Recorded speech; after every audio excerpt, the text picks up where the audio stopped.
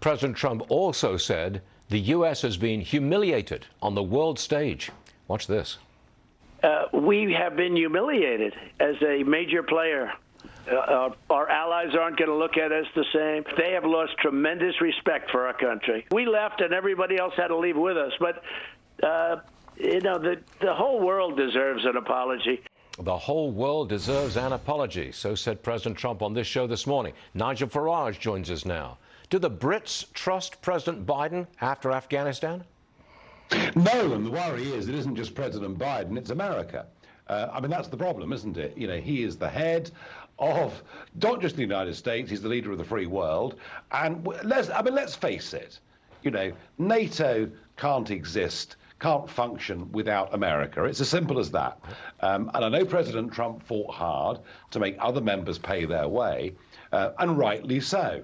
But what has happened here is that Joe Biden has not just disrespected NATO, he's disrespected the United Kingdom, with whom, since 1917, on almost every major conflict, we have been side by side.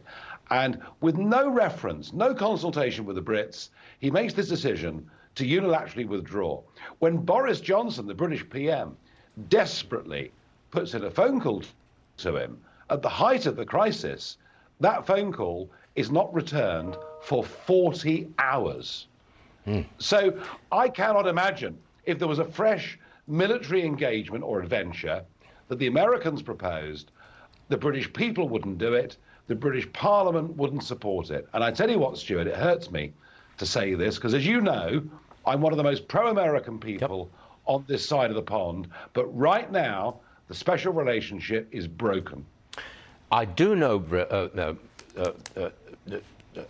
Nigel, I do know that a lot of English people, a lot of Brits, disliked President Trump. My question is, how do they feel now about Biden? Well, they dislike President Trump's personality.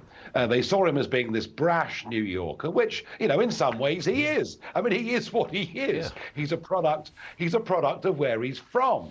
But the one thing, even those that didn't like him would have got again and again and again, was his respect for the Queen, his genuine like of the UK and its constituent parts.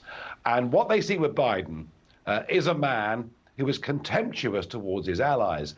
And frankly, when it comes to human suffering, indifferent to the point of being callous. Oh, President Biden, what about those two bodies that fell from the plane? Hell, man, that was 4 days ago. As if, given that it was 4 days ago, it doesn't matter. And I think people have been really quite shocked by that sheer callousness. All right. Nigel, thanks for being here, as always. And I'm sure we'll see you again soon. Thank you, sir.